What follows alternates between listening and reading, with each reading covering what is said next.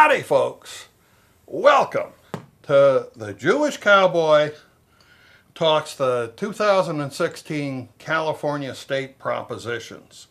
This is my friend Peggy Costello, who is a retired history teacher after 39 years, teaching our young people what their heritage is.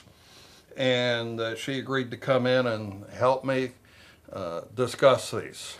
And we are both working as teachers in this endeavor. We are not necessarily arguing for or against any of these propositions, but our goal is to explain them to you so that you, as the voters and my viewers, can make your own decision how you wish to vote on them.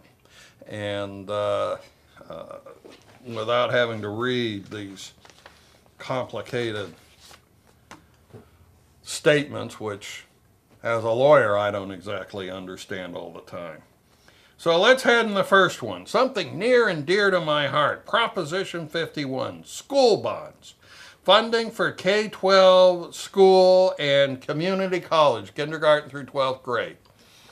And this bond issue, right now, communities usually finance construction by the voters in the district, school district, hospital district, whatever, city, voting bonds, which is to borrow money to build these facilities like schools. And this bond is only for schools. Another way schools get built is the state goes and gets bonds, and then they distribute them to all the districts in the state. And the problem with state funding is that the districts all come in. It becomes a very political process in terms of who gets what. And the history of these bonds has been that the LA Unified School District, coupled with other impoverished school districts, gets all the money, and the fairly well-off school districts, like maybe Beverly Hills or Palos Verdes, they don't get any money to build anything. So that's one of the problems with this bond program. They want to put in $9 million for new construction, $9 million bonds. 3 are for new construction, 3 are to modernize, $1 billion are for charter schools, and $2 billion for the California community colleges.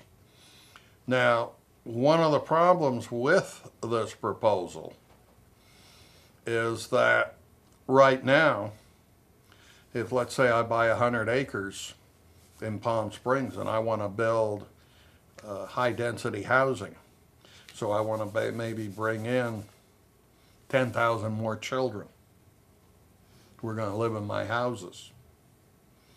Well, I have to pay fees to the local school district to offset the cost of them building a school and being able to provide service to these school districts. And that becomes a real problem. What it does is that cost is paid for, of the schools and everything, by this vehicle, is paid for by the people moving in the community. They're moving in with their kids. They pay to build the facilities to service those kids, because the contractors really pay the fees, but ultimately the fees are paid by the people who buy these homes. This bill's going to stop that practice. If we approve Proposition 51, as long as there's state money, local districts aren't going to be able to charge these impact fees to the builders. So what do you think about Proposition 51? Did I fairly explain it? I would like to know more about the fact that you're saying the more affluent school districts don't get the money for construction. I have a problem with the idea of local... I said, wait a minute, I said historically, Okay. When they've done this in the past, it's all done to LA Unified and the poor districts like Compton and so on. None of it went to affluent districts. Well, I happen to come from a bedroom community. I do not think that small districts can afford to manage their own building. It's putting too much on the small community. I also have a community that doesn't have an awful lot of space for new construction. And I think as we look at the contemporary economy in California, we've got a problem with new construction not happening right now. So you're talking about funding the schools with sources that don't work for the bedroom communities like I come from and are throughout the South Bay and frankly throughout the state. I don't use LA or San Francisco, the big city school district, as the norm. I think that there's a problem. State funding sounds like a good idea. In my community, we do our best. We have parcel taxes. We all spend over $300 a year in a parcel tax to try to help the local schools. And we have a foundation that tries to raise money for the schools. But I think it's a lot for a small bedroom community to accept responsibility for new construction. So, okay, so you like this bill. Yes. As I say, I've got a knee-jerk response to But anything yeah, and for you schools. think that your old where you live is Palos Verdes. You actually think that if they pass this bond, your district may get some money from it? I think there's some hope. Let's face it, money for education is centralized more and more with the state anyway. You are an optimist. And you are a pessimist on that. No, I just like the idea of local funding for things. I think that local people should have the ability to pay for their own services. That's just something I believe. Let's go on to Proposition 52, the Medi-Cal Hospital Fee Program. Now, this is a program where every time somebody who's not on Medicaid or Medi-Cal goes in a hospital, the hospital has to charge a tax on those services, which go to Medi-Cal benefits for low-income Californians. And with the price of these hospital bills, and the evil of this tax is that it's really not paid up front by the citizens. It's paid up front by the insurance companies because we don't see our hospital bills, the insurance companies pay them. When we see it is when we get our premium increases. And insurance premiums are going through the roof for health insurance, even if you can get it. And companies are discontinuing health coverage for their employees because they just can't afford it. The rates are doubling and tripling. So what do you think about this Medi-Cal fee program? Well, the interesting thing is there doesn't seem to be much opposition to it. And I think it's because it brings in matching funds. To what I understand, Medi-Cal is going to get paid for one way or the other. And if it doesn't come up this way with the matching fee funds, then it's going to come out of the general fund. And there may not be federal matching funds for anything that comes out of the general fund. So you like this program? It doesn't sound good, but there isn't much argument against it, so I think it's a necessary evil. Well, that's as Donald Trump is explaining, there's not much argument because the government all sticks together. But would you rather have it come out of the general fund, where we might not get matching feds fund? well, I frankly am tired of paying all of these benefits to low-income people. In California, they're trying to change the program so we have to pay for illegal immigrants. And this is just going to create more money to do this. We just can't keep on affording to do this. And there's a lot of money arguing for it. The hospitals are in favor of it because they create money so they can go charge Medi-Cal their exorbitant fees. It just, everything gets passed on. And I just think that we are doing enough to care for this. We have Obamacare. I just don't like this hidden tax. Well, I That's agree what with it you. is, a hidden tax. You're right about that, and there are a lot of things wrong, but we only get to vote on one thing with Prop 52. And I think we're going to continue to fund Medicare, or excuse me, Medi-Cal. And therefore, the issue is how it's going to be funded and what's the lesser of evils to go for here. Well, you know something? You really need to go look at who's in favor of this. That's one of the things my late mother always told me. If you're not sure about something, look at who wants it. And that'll tell you a lot. Now, when you look at the argument in favor of Proposition 52, in our ballot book, we all got one of these. The people who wrote it are C. Dwayne Donner. He's the president of the California Hospital Association, a trade association of private hospitals. Was written also by Teresa Ulrich, who's the president of the California Association of Nurse Practitioners. And Deborah Howard, the executive director of the California Senior Advocates League. The fact the hospitals want this tells me that it benefits them, not me. And the opposition to it, which is authored by a healthcare worker, a nurse practitioner, and a Medi-Cal beneficiary, says all this money is going to go into huge salaries for the CEOs of the hospitals. And so, as I said before, we're not necessarily for or against things. We're just explaining the issues so that you all can figure out what it is that you feel like doing with it. So, you have anything more to say on 52? I just am concerned. I like the idea of federal matching funds. Will we have them if we didn't vote for this? Yeah.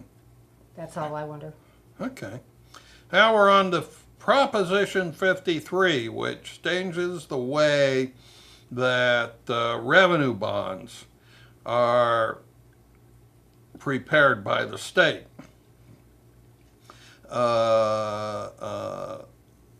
This is going to require that the voters approve.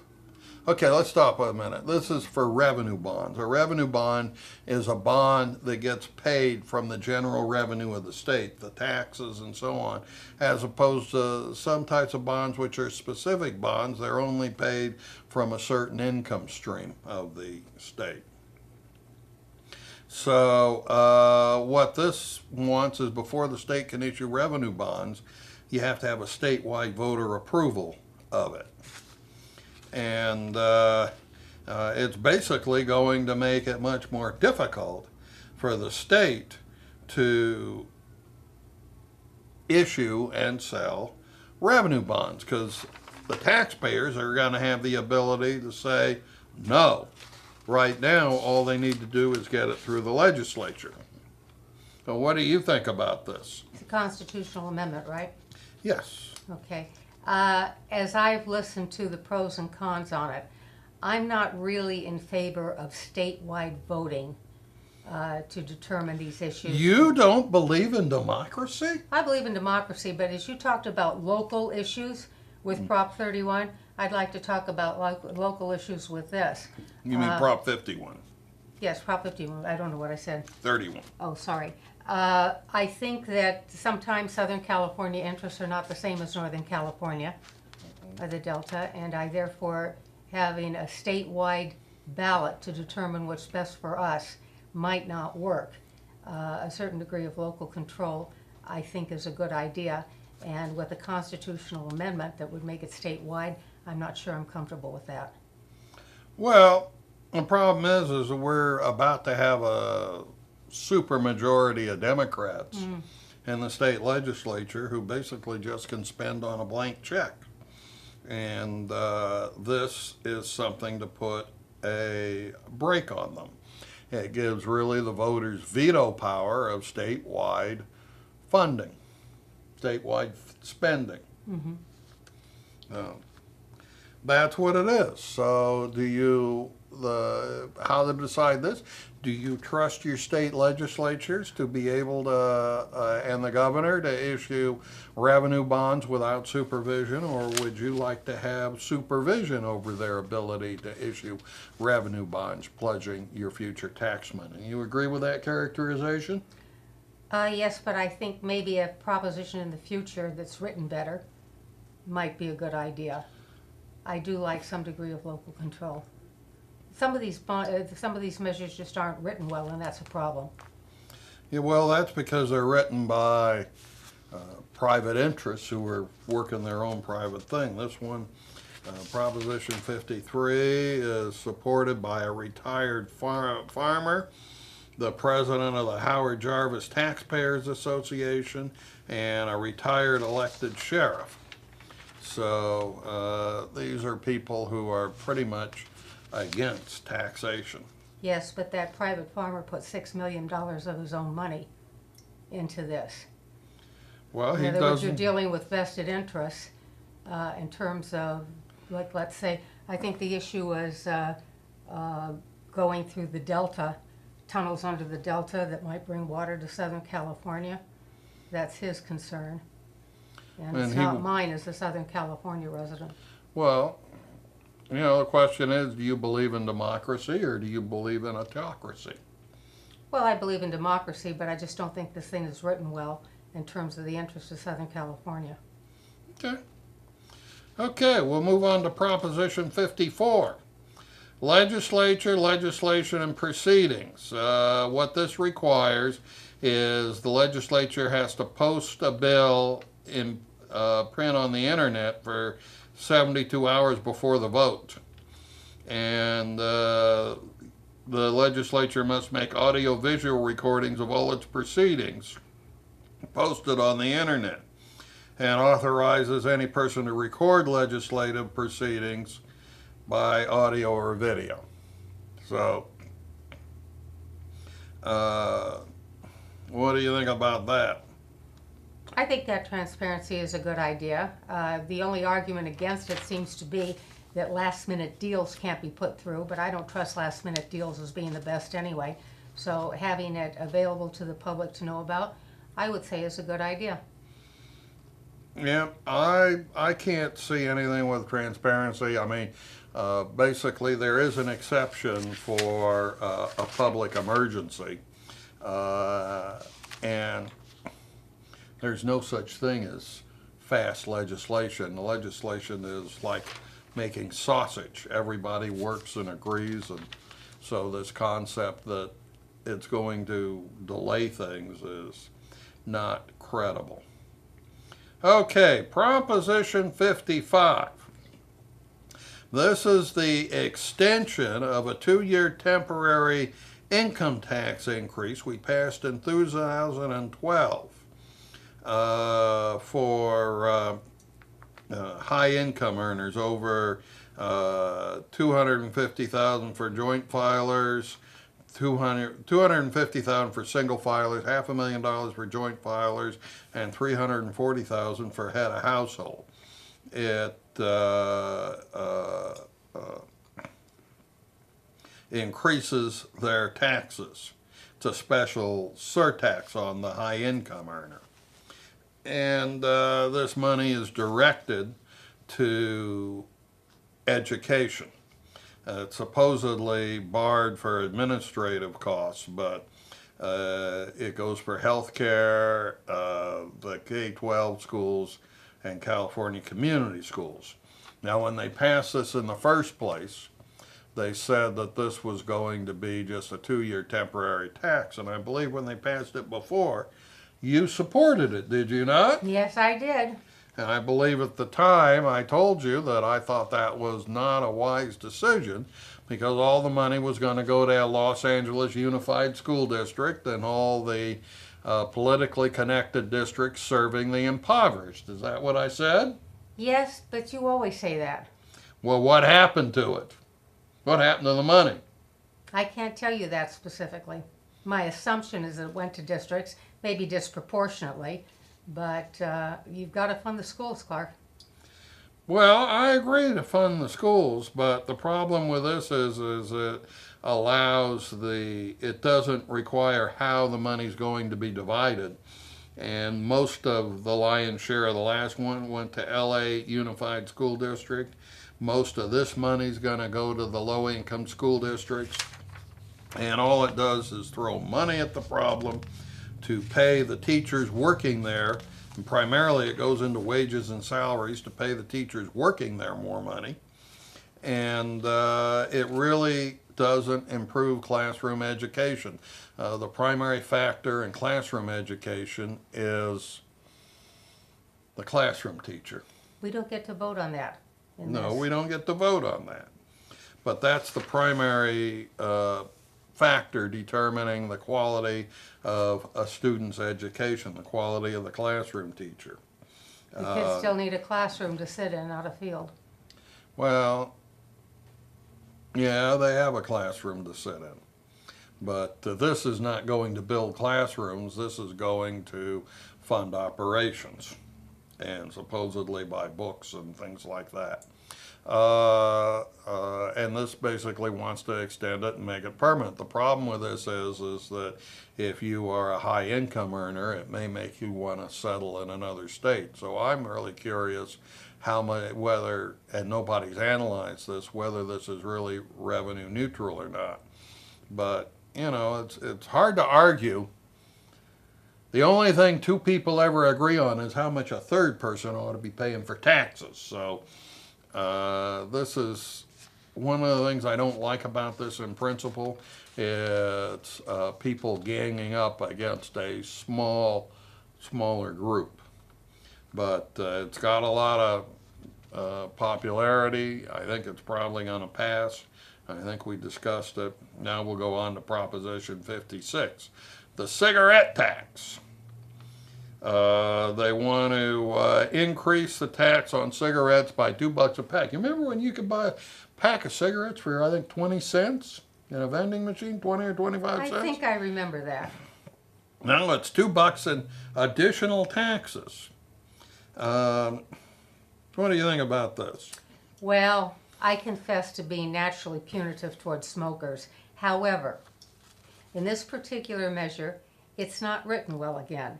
I think the tax money ought to go to things that are beneficial to the general public, maybe into education. But Teach people not to smoke?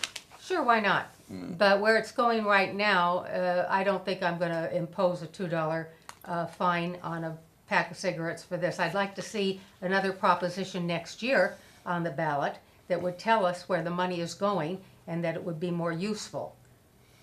Well, Like going to the schools. again, well, it's like we talked about with Proposition 55. You get a small group and everybody gets together to penalize them. This is what we have again, a small group of people. Smokers are getting smaller and smaller. And it just penalizes them. $2 a pack is just really an outrageous amount of money. Now, I should clarify. I don't smoke. I've never smoked. Have you ever been a smoker? No, So neither one of us are smokers. Do you like being around smokers? no. And neither do I. So this is a group of people that we could very easily, on a personal basis, find no reason to help. But smoking is an addiction. Most people who smoke want to quit. They don't know how.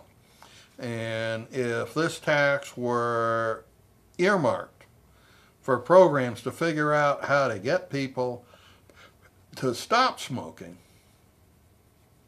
I could endorse it. But just penalizing to pay for other programs just doesn't make sense. It's a sin tax. And there are programs that do work. The thing about cigarettes is it's a delivery system for nicotine. And people become addicted to nicotine. And once you have an addiction, you can't overcome it. For example, I have an addiction to these Diet Pepsis. I've tried to get off of them. I really can get off of them, but it's really hard to do. And this is not really a harmful addiction. I can imagine what it's like to try and get off of smoking. You once came up with a phrase, Peg, that has really helped me to understand this. I would say, why would any person choose to do this? And you told me, well, no person would. That's the nature of addiction. It takes away your ability to choose. You can no longer make a choice. And that's what this addiction is. It takes away the choice. And so I really have some problems with this. I'm going to violate my rule. I would recommend a vote against this because I just don't believe in penalizing people who have addictions. I believe in helping them. And if they want to do a tax that's going to fund programs to really stop smoking, that I would go for. Do you think that just by increasing the price of cigarettes, you can discourage smoking? You've told me that smoking has gone down considerably. Is that a factor in it? I think at one point in time that did. I think we're down now to hardcore smokers. Smoking is socially unacceptable. I mean, when you and I grew up, smoking was cool. They did it in the movies. It was just something that was cool to do. Now, I have a bunch of old television shows that I like to show here. The Jack Benny Show, the Bob Cummings Show. Jack Benny was sponsored by Lucky Strike, and the cigarette ads were cute jingles as a part of the program. Bob Cummings was sponsored by Winston Cigarettes. I don't even know that Winston Cigarettes still exist. But it was incorporated as part of the program. And we now have to edit these to eliminate anything about the cigarettes, even though the commercials aren't paid for. I mean, I think they're an artwork. That's how bad and ridiculous this has become. And so what you're dealing with now is smokers who are not smoking because they like it. They're not smoking to be cool because it's not cool. They're smoking because they can't help themselves. They're addicted. And I think that's a difference. Well, of course, you're dealing also with young people who might start smoking and might be discouraged by the cost of cigarettes. But as I say, this money isn't going to anything useful to the public welfare, and therefore it needs to be rewritten, at least. I think the cost of the cigarette is already so high it discourages. What they do is they take money from other things like buying books and notebooks so they can do your homework. Anyhow. Okay. Proposition 57. This one's a biggie. Criminal sentences, parole. What this does is it's going to transfer from judges to bureaucrats in the Department of Corrections the ability to determine how long a person needs to be in prison. Right now, the judge imposes a sentence, and that's basically what the inmate has to serve. Now, the judge may impose a range. He may impose from 5 to 15 years or whatever he chooses to do, but the judge fixes the term. And the judge fixes when he's eligible for parole. And what this initiative proposes to do is to take that authority away from the judges and give it to the bureaucrats in the Department of Corrections, the prison people. And it's limited to non-violent felonies. And the idea of it is to decrease overcrowding in our prisons. And what do you think about this, Ms. Costello?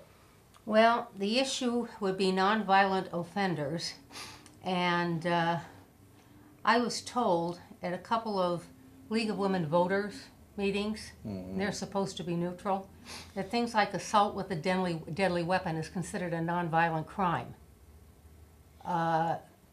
I don't necessarily, I want to know what the definition is of a nonviolent offender. A violent felony is murder, robbery, and rape. Period. That's according to the initiative. So if you assault somebody with a deadly weapon but you don't kill them, you're not a violent offender? According to this initiative, that is correct. Well, I'm not in favor of that.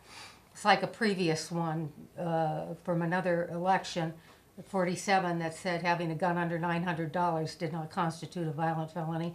And I would think any gun could shoot someone. I don't understand it. The issue of nonviolent offender is the point here. And I don't feel that it is specific enough. It gives too much latitude on the issue. And one of the other things this does is it allows juveniles of 14 and older to be prosecuted as adults. Right now, until they're 18, they are prosecuted as juveniles. That's one of the other things. What do you think about that? Well, it depends on what the juvenile does. If it's violent No, enough, it doesn't depend. They are, right now, they are tried as juveniles. well, some of their crimes are heinous enough that, depending on their age and circumstance, The I wouldn't classic necessarily keep example of this, although it doesn't apply, is that young man in Texas who was drunk driving, killed a few people, and the judge gave him probation because he suffered from affluent parents. Oh, yeah, affluenza. I remember that affluent, case. yeah. When he got in the adult system, he started getting treated a little differently. But see, the philosophy of the juvenile system, when it was created, was we want to reform. The whole idea was reform. The juvenile system was for the purpose of reforming and helping parents get control of kids and do something. The problem is that the juvenile system is now overwhelmed, both in numbers of juveniles as well as the nature of the seriousness of the crimes and offenses the juveniles are committing. And there are a lot of people who are stuck in the juvenile system who just don't belong there. They are far too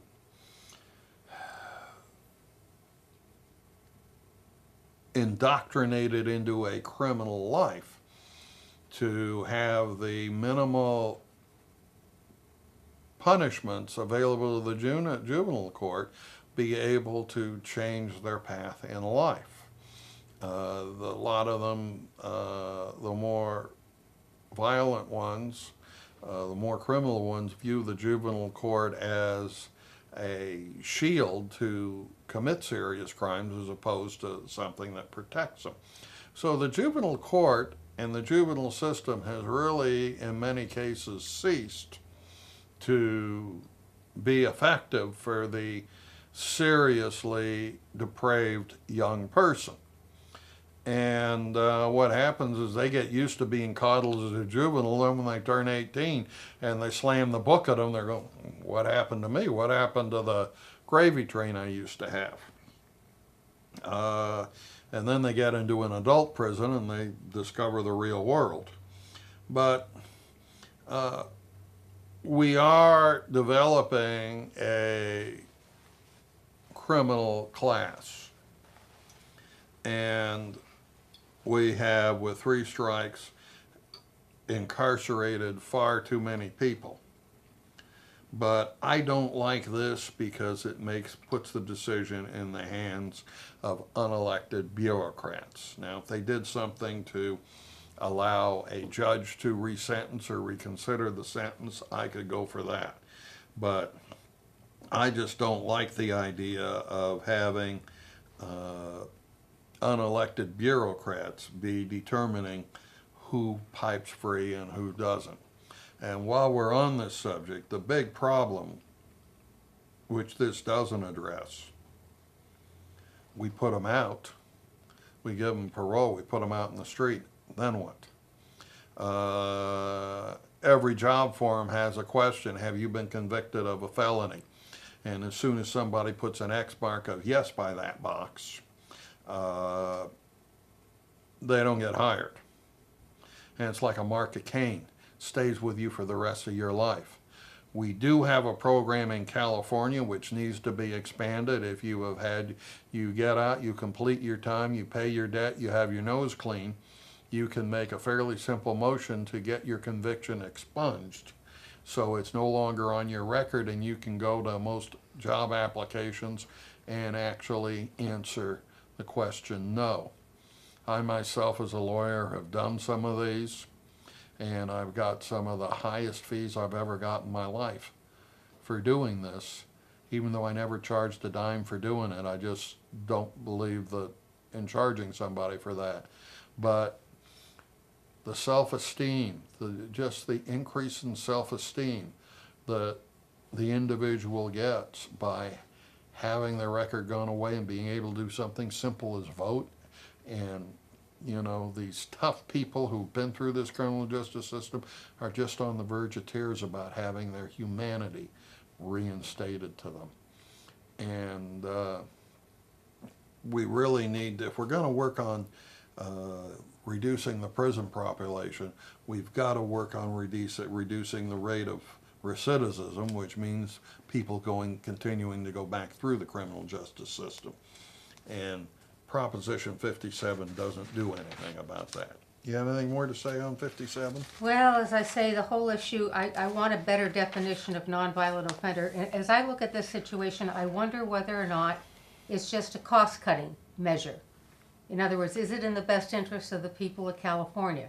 Is it putting criminals back on the street that are going to re-victimize people? I don't know. But well, I can answer that. Without an adequate program to matriculate people from prison into regular civil society, give them a safety net, give them the guidance, yeah, all you're doing is a revolving door. They're going to go back and offend because it's all they know what to do. We have a system, when you and I were kids, we had a system that was based on reformation. And when you and I became adults, it got replaced with a system based on punishment. The idea being to punish people. And that's all these people know is punishment. And the system punishes, and they don't ever get out of that vein. I think now of conversation. I always, those who are new viewers to this wouldn't understand that I sometimes take extreme positions to gain reactions. And I had one close friend of mine who's a teacher who believes in no corporal punishment. And of course, I basically believe in some corporal punishment. And so anytime I wanted to get her goat, I'd say, just beat the kid up. I would use a more inappropriate phrase, beat the kid up. You don't know why you're beating the kid, they do.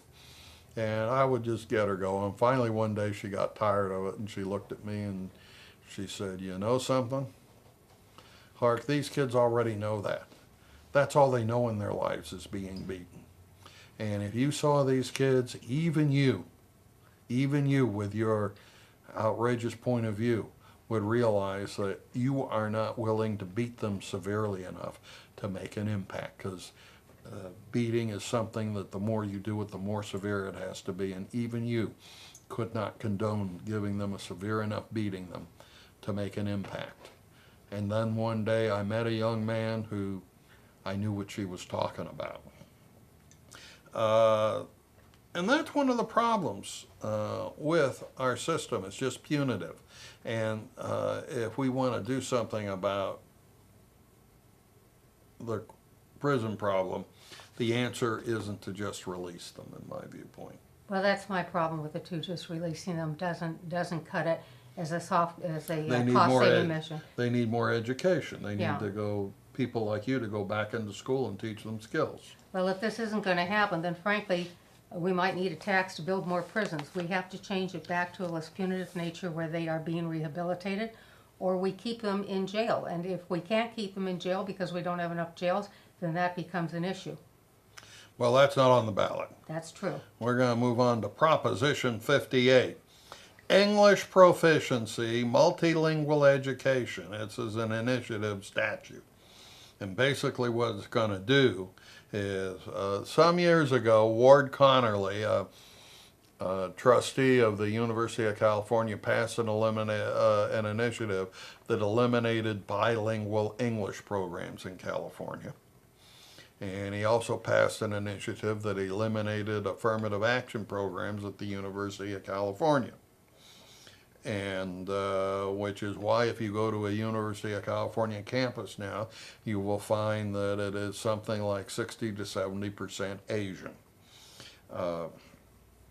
But this deals not with affirmative action, but with English only in the schools.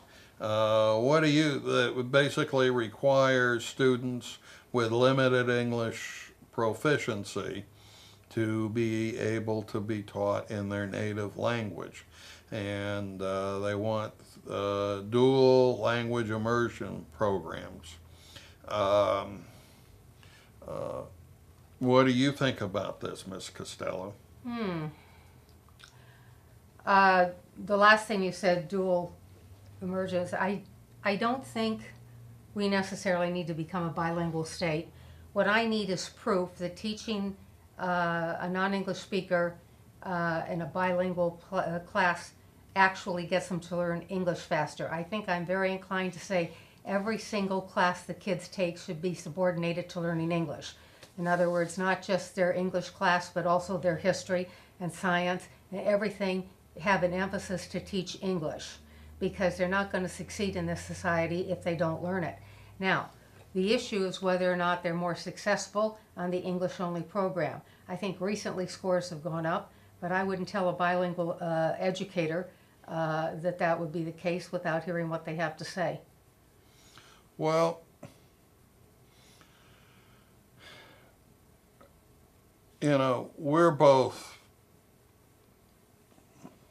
second generation immigrants. Our grandparents came over. Yours came from Ireland, mine came from Middle Europe. And mine didn't speak the language. I think yours probably spoke English when they came over. And basically, my parents went to school, learned English, and brought it back in the home.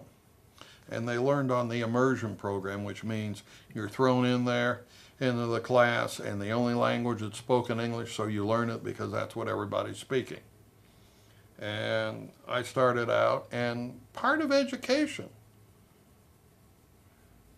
everybody going through life gets educated, means you learn new things, you learn different points of views. And one day, I always was a big advocate of immersion. Put them into English, that's all they can speak, they have to learn it. And one day I ran across a lady who was a bilingual elementary school teacher who was from a South American country, I forget which one. But when she came into South Florida, she was the only, I think she may have been from Brazil, because I think that she spoke Portuguese. And she came into school, and she learned by immersion and became a very good English speaker because it was immersion, was all you could do. But she explained to me that that's fine, but that doesn't work anymore. Because today when you have kids in school, all the kids speak Spanish. So they can communicate just fine with each other. Immersion doesn't work because they're not immersed. They're speaking Spanish and you just have this one teacher up there who's speaking English. And so they aren't forced to learn it. And she said that's why immersion as a technique doesn't really work. So I also have a foundational point of view. I used to say this on my radio station. Not my radio station, my radio program. Someone else owned the station. But I always used to say, if you can't speak English, you got one or two job tracks in life. You're either going to spend your life supervising a mop or a shovel. And so it's just a skill that has to be learned. Now, the problem with bilingual is that it became a very corrupt program because bilingual teachers were paid extra for being bilingual teachers. And I had somebody on my radio show who was a teacher with LA Unified who thought her job as a bilingual teacher was to get the teachers proficient in English. And she did get the teachers proficient in it, the students proficient in English. And when she did, they took away her bilingual stipend because they said she was no longer teaching a bilingual class.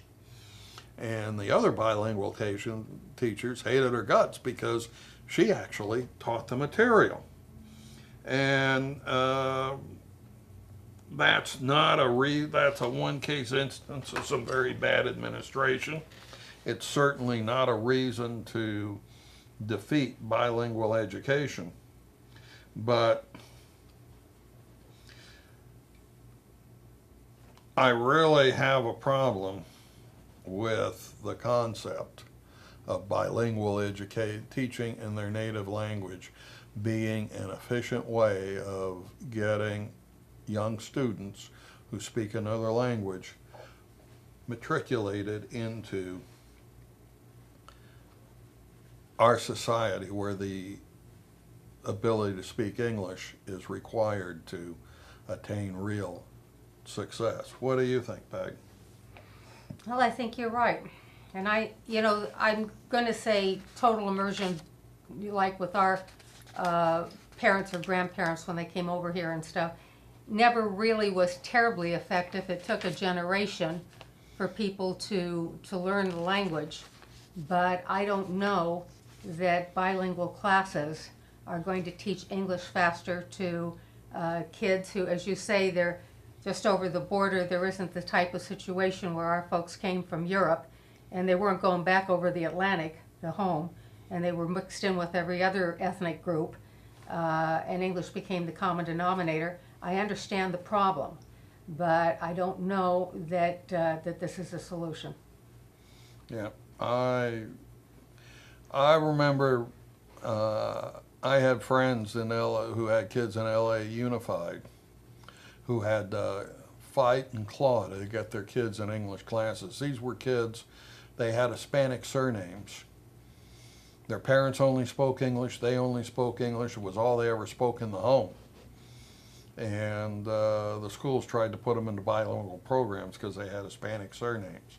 There were lots of evils that were done with bilingual education before. That doesn't mean it'll be done that way again. It doesn't mean it won't. But if we defeat Proposition 58, which calls for bilingual instruction, we won't have the problem. Okay, we have Proposition 59. And I had said before we weren't going to comment on these initiatives. I'm going to make an exception for Proposition 59, which is probably the stupidest waste of money I've ever seen. Our United States Supreme Court did a decision some time ago called Citizens United versus the Federal Election Commission, and what that did was it said corporations, there was no limit to what corporations could give. Corporations had free speech, and that's what in this campaign season has just opened the spigots for spending. Now that is a federal constitutional decision. It's a definition of our First Amendment. It's a decision by the United States Supreme Court that says under our First Amendment we cannot restrain corporations and other people from spending money on political campaigns. Now, excuse me, there are only two ways to change that decision. One is to appoint a majority of new Supreme Court judges who will vote to overturn Citizens United. We need to appoint liberal justices who are going to do that. If Hurricane Hillary gets elected, she may well do that. Number two is to pass an amendment to the United States Constitution that revises the First Amendment. And there is, the way the Constitution right now is amended, it's interesting, the President has no role in this.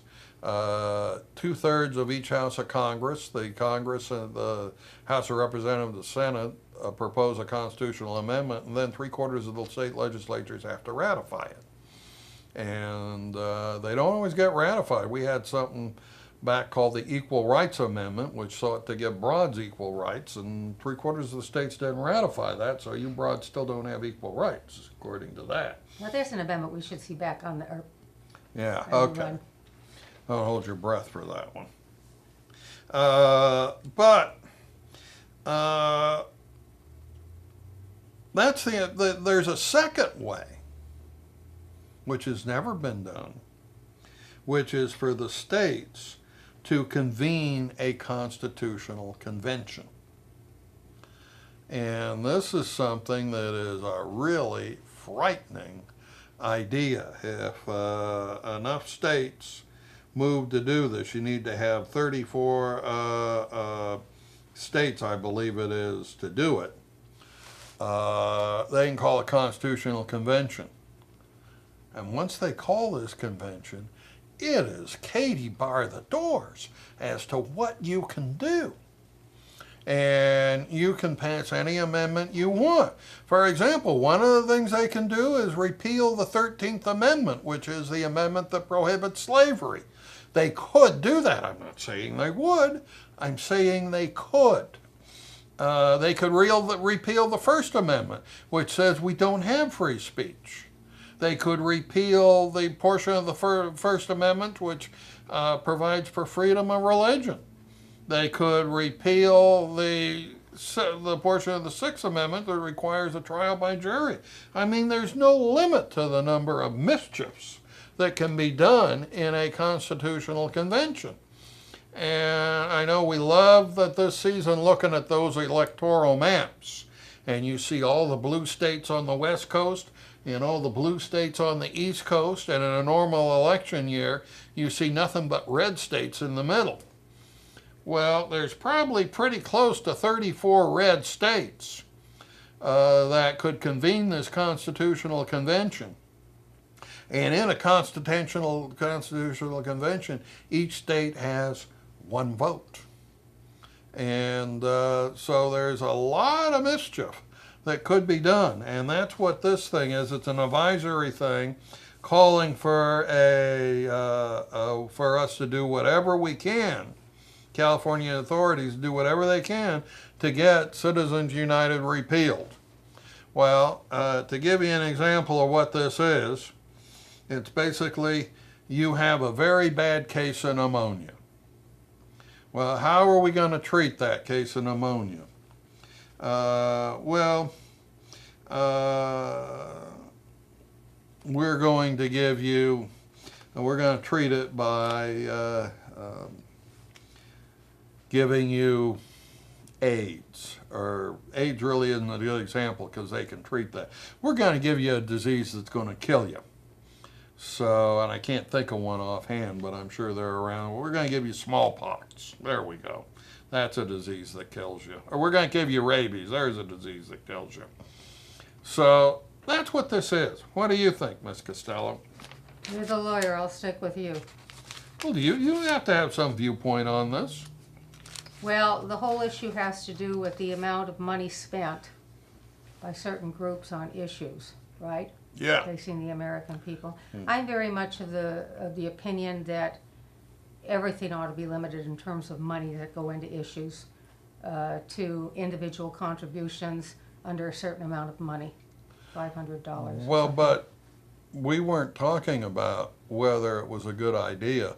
We were talking about whether we should have a constitutional convention to amend the Constitution to assert that. That's what this proposes. Mm. Would you like to see a constitutional convention? No. Okay. Would you like to pass an initiative that tells the state officials that they should do whatever they need to do to repeal this, including seeking a constitutional convention? There you go with that constitutional convention again. No. No, okay. Okay, let's move on to a fun statute, Proposition 60. And this is something that will statewide require, if you are making a pornographic movie, the actor needs to wear a condom during filming of sexual intercourse. I'm sorry, folks, but that's what's in here. So that's what I got. That's what we got to call it. So what do you think about that act of requiring that? I would require it in a number of different reasons. One, these people do not carry their own health insurance for the most part, which means we're going to pay for it. Now, how do as you a know society. that? Read it in the newspaper a couple of Oh, times. you read it in a newspaper. Oh, I know the newspapers are under attack to whether or not they're valid, but it makes sense to me that we're going to end up having to pay the health costs of an unprotected group of people. And frankly, if you're watching those films, better to have lessons in safe sex. Go ahead and wear the jacket. Okay, well, I'm going to violate my rule because I'm dead set against this. And the reason I'm dead set against this is that these performers are willing accepting the risks. And I am tired of government interfering with the ability of people to live their lives. Now, I'm going to go back for a minute. You've been to SeaWorld before, have you not? Yes, you And- took me. And have you gone to the Shamu show? Mm-hmm.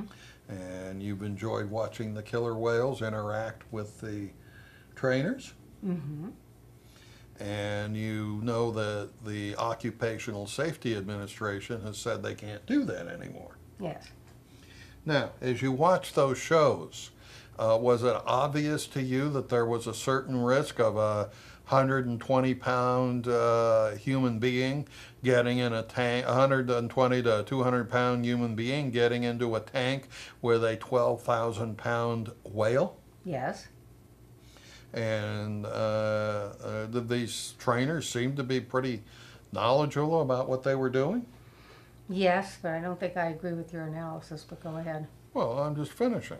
Do you think these trainers knew inherently it was dangerous to get in the tank with this whale? Yes. You think they knew any time the whale decided to harm them, they could, and there was nothing they could do about it? Yes. So, do you agree that the government should, and did they seem to be enjoying themselves? They were earning a living that way. That was their choice. And they were enjoying themselves. Yes. And you enjoyed watching them, didn't you? Yes.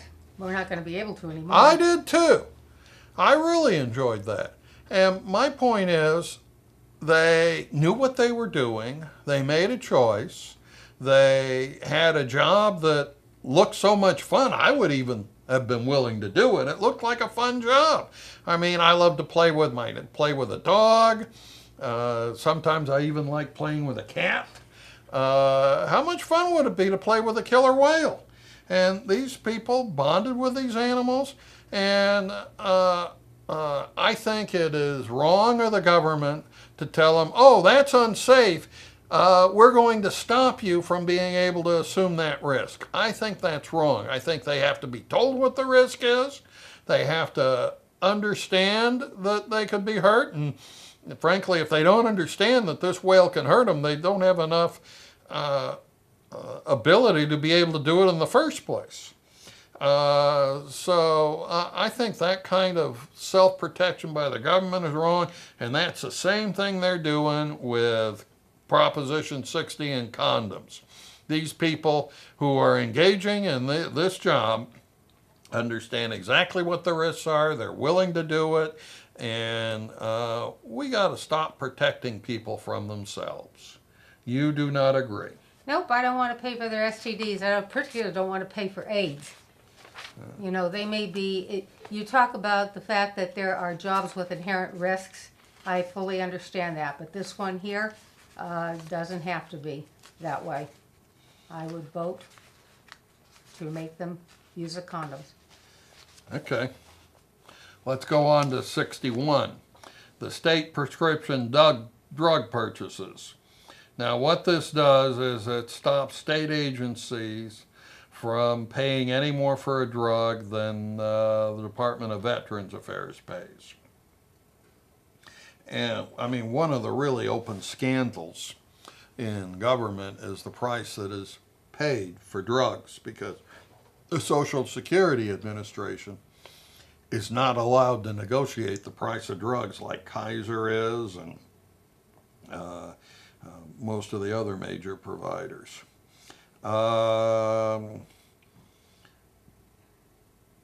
What do you think about this amendment? Well, for the people it applies to, I'm afraid that some drugs might not be available. That's the problem. And I understand we've gotten a lot of press on this. Bernie Sanders wants us to vote yes for it. Frankly, I think he ought to stick to national and Vermont news. I'm just worried about the availability of certain drugs. You know, it's like the outrage over the EpiPen.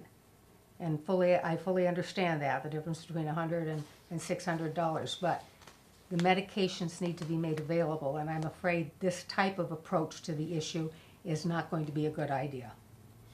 Well, as you alluded to, it's a federal problem, not a state problem, the price of prescription drugs and what they are allowed to do. The reason they're allowed to charge that is because they have patents on the drug, which means that they have a certain period where they have the exclusive right to make it. The solution for this is reform of the patent process. I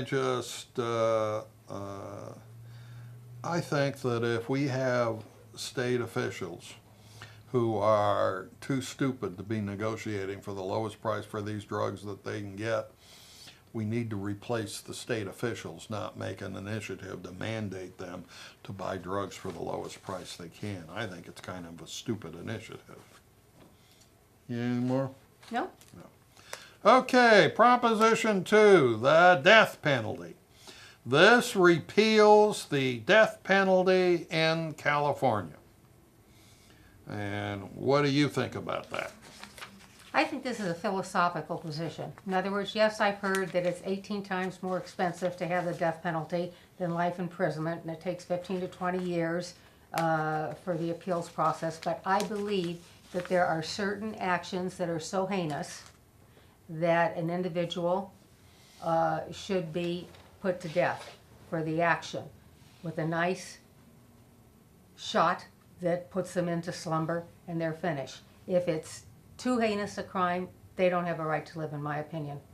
And you don't get the death penalty for killing one person anymore. You know, you have to have special circumstances, which means that. Well, wait a minute. What about Scott Peterson? He got the death penalty for killing a wife and something in the womb. Scott Peterson is not a good example of this. Because frankly, you're talking about his wife was pregnant at the time, and that the fetus died too. I think there was more to that, Clark, but it was so long ago I don't remember the specifics. But we have to have special circumstances, and to me, if they're heinous enough, the death penalty is valid, because what they've done to their victims is heinous. Okay. I mean, we don't chop their heads off or anything like that. We give them an ejection. Well, what my mother always said was the problem with not executing them is if they stay around long enough, bleeding hearts are going to want to put them back out on the street. And we're seeing this with one of the Manson killers. Governor Brown, she was actually recommended for parole, and Governor Brown said, nope, you're not getting out. And I have to think the people who did the Charles Manson murders, I don't care how much rehabilitation they've done in prison. There was a part missing in their brains that is permanent.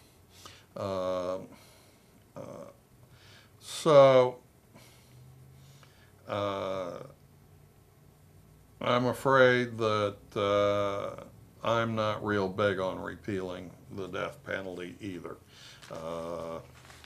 But that's a personal decision. Each of you viewers need to decide for them yourselves whether you think the death penalty is something to consider. For example, out here locally, we have those 2 Palm Springs officers who were ambushed and were just put to rest this week. The district attorney has not yet decided what he's going to do, but as far as I'm concerned, anything other than death is inappropriate for this individual. So, and if we pass Proposition 62, we will be unable to execute the, I won't call him a gentleman, the being who executed those two Palm Springs police officers.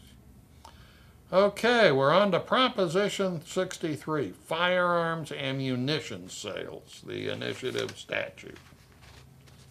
And what this wants to do is put a background check to purchase ammunition.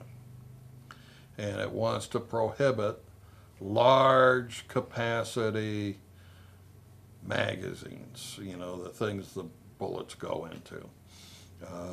And it wants ammunition sales to be reported. What it's going to do is extend gun control to the ammunition that goes in them.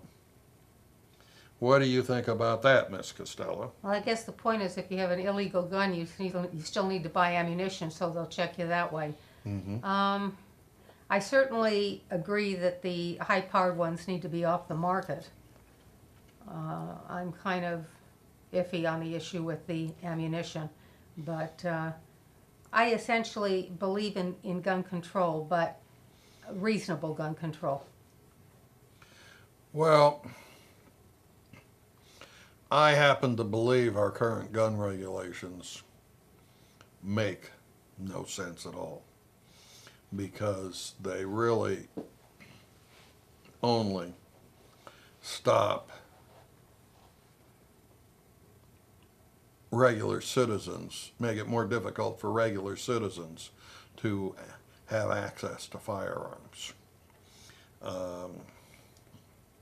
That being said, I don't know that these restrictions are necessarily something I find really onerous. I don't have a problem having a record of ammunition I buy for my gun. Of course, that's going to be difficult because I don't have a gun. But what I have advocated for a long time was to expand the ability to get a permit to carry a concealed weapon. I think everybody should be able to get a permit for a concealed weapon, just like everybody can get a driver's license. And I think in order to, just like to get a driver's license, you have to periodically prove you know the laws and can still operate a car. I think to have a concealed weapon permit, you have to pass a test on the knowledge of how to use it, and you have to prove that you're proficient at it, meaning that you can hit at what you aimed at. I once asked some police officers how long between training and you can still say proficient, and they said 6 months to a year. And so I think that if you're going to have this concealed weapon permit every 6 months to a year, you have to go to a firing range and renew it by renewing your proficiency. And since we are now having such a huge problem with random shootings, the only thing that's really going to stop that is people being armed and being able to shoot back. They say, well, but you don't want to have just anybody doing it. For example, I mean, if I were to have right now, if I were to have a gun and someone were attacking, I'd just be just as likely to hit an innocent victim as I would to be to hit the shooter.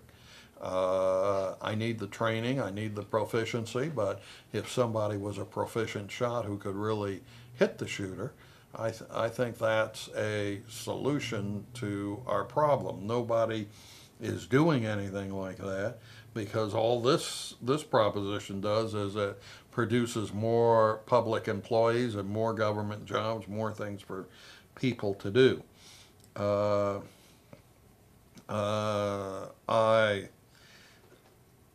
I'm actually, that being said, these people who talk about Second Amendment, we can't have any restriction of guns under the Second Amendment is nonsense.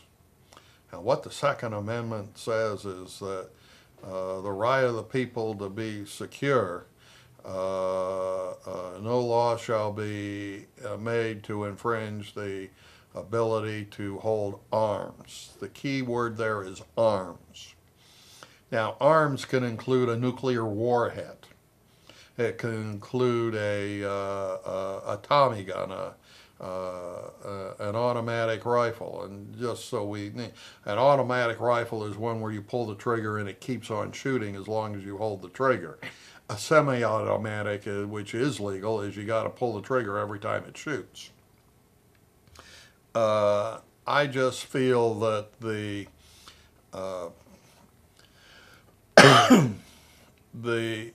Second Amendment, everything is reasonable. You have a right to free speech, but you don't have a right to call fire in a crowded theater.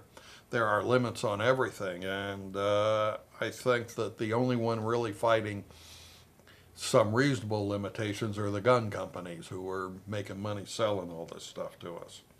So I actually would favor this proposition. How about you? I guess so. Frankly, the idea that you brought up that more people carrying guns, I would think that make it very hard for law enforcement, because right now the assumption is if you're carrying a gun, you're a criminal. It makes it easier for them to enforce the law. If you don't know who's got a gun, then you got problems with that. Oh, no. If you have a pullover and you have a gun, you basically, because concealed weapon carry is permitted in places like Texas. I know. You know, when you're pulled over, you put your hands up, you tell them, I have a concealed weapon, I have a permit. You tell them where it is, you keep your hands away from it, and they can deal with that.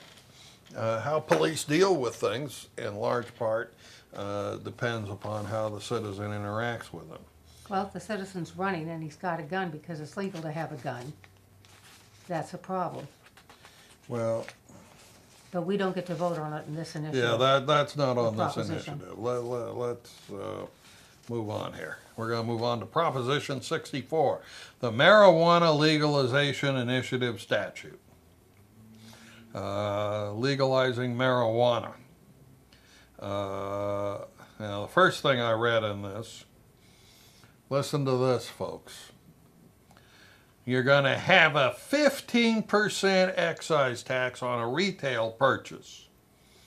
That's on a top of a tax of $9.25 per ounce on each flower and $2.75 on each ounce of leaves. So I'm not too sure that the taxes under this statute aren't going to make this stuff more expensive than the illegal stuff. But since I don't buy it, I really wouldn't know. This idea is to legalize marijuana so that it can be sold. What do you think about this, Ms. Costello? Well, I think we're back to more of a philosophical issue rather than an economic one. Oh no, this is going to make $1 billion. It's going to go to these beloved schools of yours. I know, but the thing is, I did vote for medical marijuana, but I'm not in favor of a stoned state.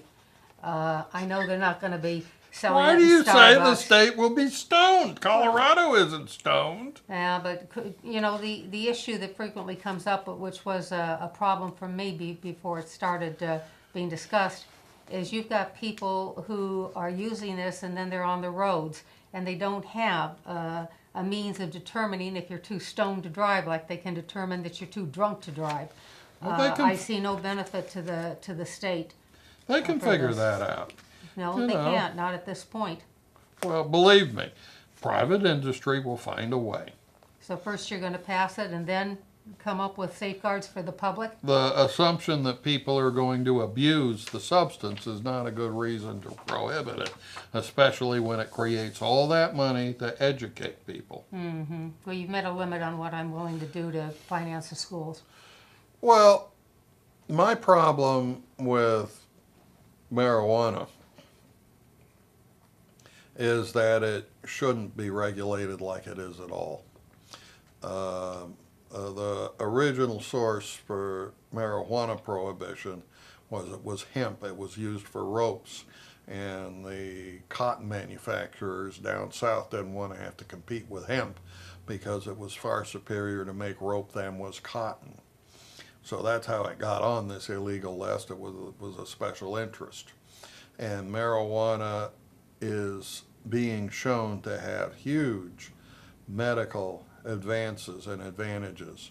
And these laws are making it difficult. For example, Israel is far advanced over us in research about what marijuana is able to do.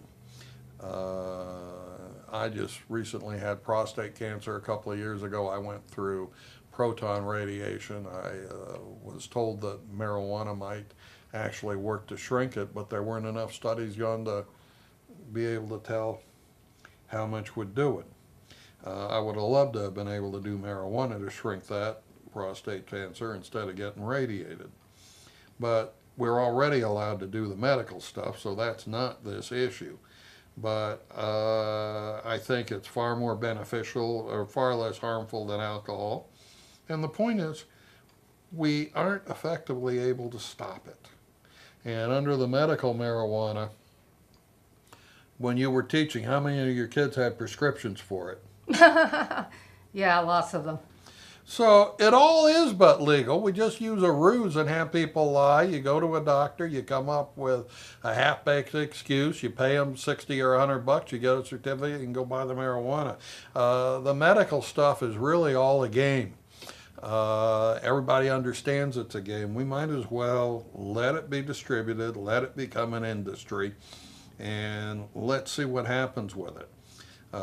If we're going to prohibit every harmful product, you won't be able to get a drink, you won't be able to get coffee, there's all kinds of things you won't be able to get. We're supposed to live in a free country where you are able to make choices for yourself. And one of those choices ought to be that to a certain extent you consume things that may be harmful to you as long as they don't harm anyone else. It's a potential for them harming somebody else on the road. That's a concern. Well, then make to it me. illegal to drive with it. I mean, you still have the thing. It's illegal to drive unsafely. Who cares why they're doing it? If you're driving recklessly, you're still driving recklessly. You got anything more to say about weed? No. Okay, we're going to move on to Proposition 65, carry-out bags charges. And this is where, under this statute, the store is required to sell you a heavier plastic bag and charge you a dime for it. What do you think about that? Well, it ties in with Proposition 67. How you vote on one determines how you vote on the other. I think if they're going to collect the money, they probably should put it towards something that's useful. But I'm opposed to the concept of being asked to do that. Those plastic bags aren't any good. You can't use them for a second purpose because they're too thick. Yeah, well, you're right. 65 and 67 do go together. 65 lets the grocery stores keep the money, and what do they do with the money? The grocery stores keep it. They're selling Yeah, it. but what do they do under 67? Oh, 67 is a different issue. It wants to maintain plastic bags. It wants to get rid of them. The state passed a ban on plastic bags, and the issue here is, do we want to agree to that ban, or do we want to say, no, give us our plastic bags? So,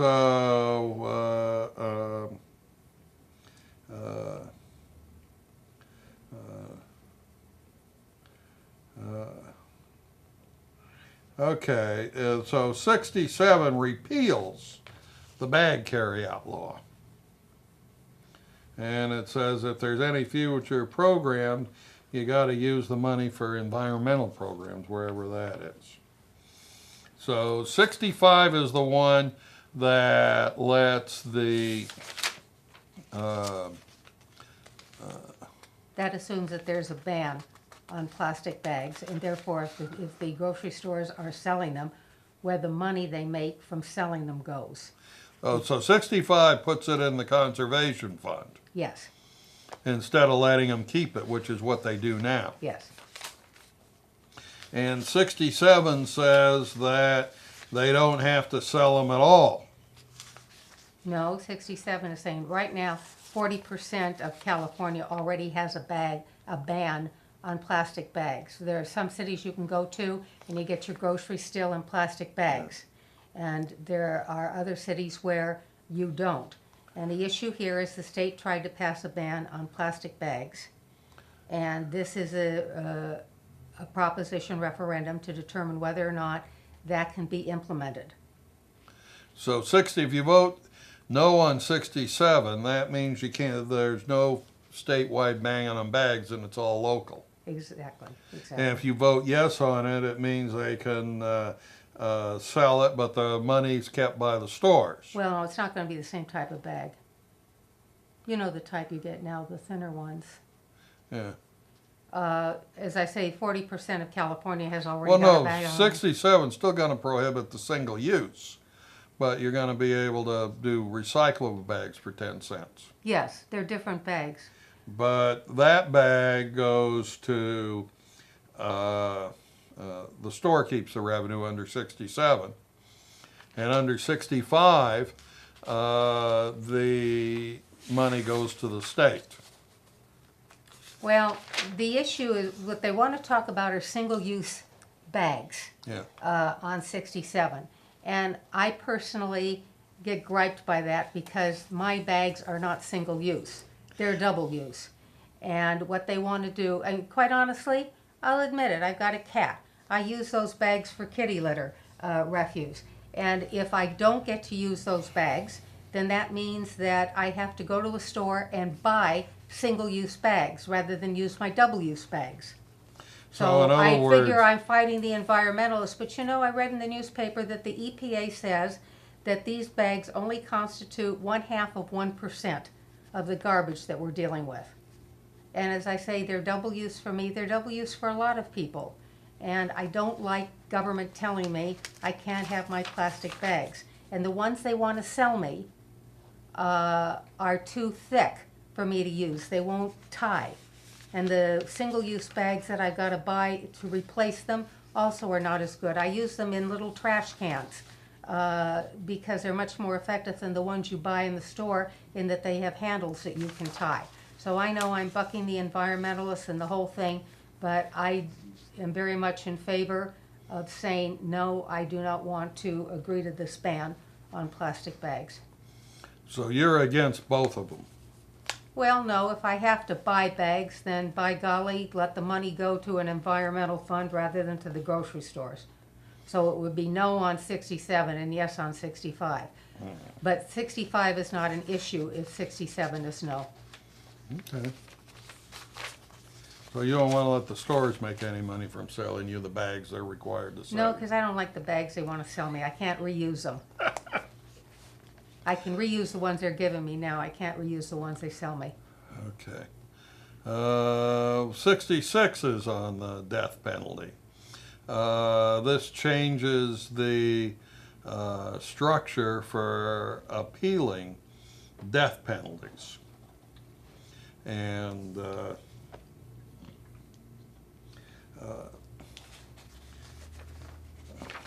They're putting a 5-year limit on appeals well, instead of the 15 to 20 year they've got now. well, but they're not being done sooner because nobody got the resources to do it. There are very few lawyers who want to do these death penalty appeals, who are competent to do it. It takes a long time to do it.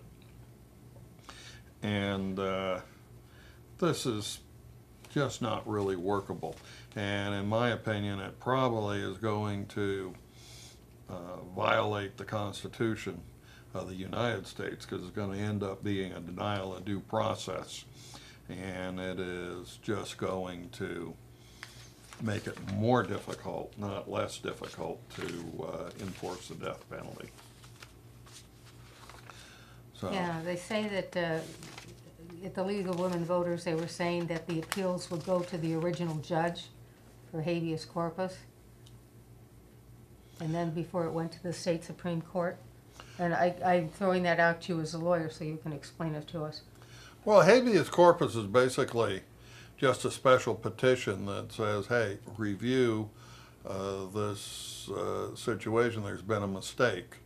And it can be very expansive. It can be because we discovered some perjured testimony.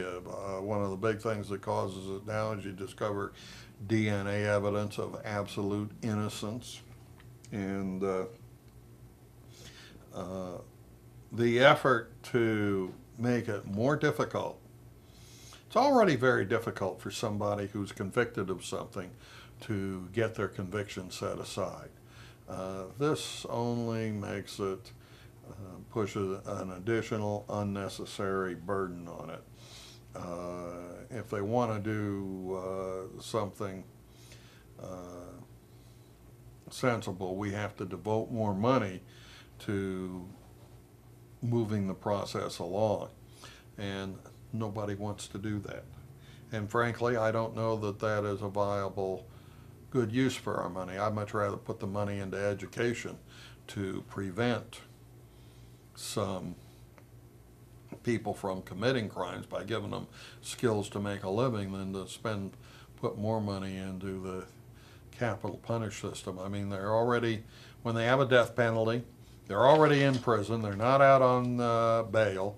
They're being warehoused there. Let them sit there.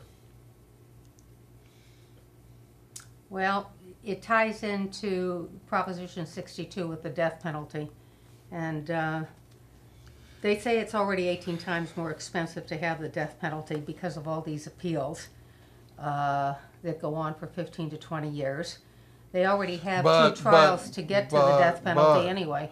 But the expense of the criminal justice system is not an excuse to change it. The question is the result just, not what it costs us. When it comes to taking someone's life, there is the state taking somebody's life.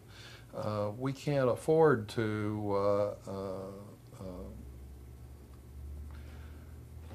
not provide the necessary resources to be sure that a death sentence is appropriate. Well, you've got people who will tell you that they think it's cruel and unusual punishment to keep people on death row for 15 to 20 years. I mean, something needs to be done about the system. I don't know that it's Prop 66. Nobody forces the inmates to make these appeals. Mm-hmm. They are required to do one appeal to the California Supreme Court, but nobody forces them to keep on trying to get out. So you don't feel, I'm not sure that Prop 66 is the solution, the 5-year time limit. No. But I think something needs to be done about the appeals process. Well, I think that Mind you, I don't think it's cruel and unusual punishment for people to sit in jail on death row. They'd be sitting in jail on a lifetime prison sentence anyway. Well, I do think it violates due process to say that, for example, X is convicted of murder. He's convicted of murdering somebody, and he's convicted of murdering somebody, raping and murdering somebody based on the fact that some of his body fluids were found inside the other victim, the blood type matched. So 20 years later, they run a DNA test and they discover that this sample did not come from the person who was convicted, and they may even establish they do know who it came from, somebody else. To say that this person cannot be heard because the case, he waited 5 years to bring it, that makes no sense at all. And we have seen DNA provide new science that has actually freed a lot of people. You know, one of the things that people don't realize is eyewitness identification is probably the most unreliable identification we have. So anyhow, You have anything else to say about the death penalty procedures? No, I'll stick with the fact that philosophically people have a right to determine whether or not they think the death penalty is cruel and unusual punishment. I don't. And Proposition 66, they need to do something, but I'm not sure this is it. Okay. Okay. Thank you for watching us. We hope this has been helpful to you. And you all don't forget to vote. Because as Miss Costello used to tell her students, if you don't go vote, you got no right to complain about what happens next. Yep, you don't get to gripe. So long, folks.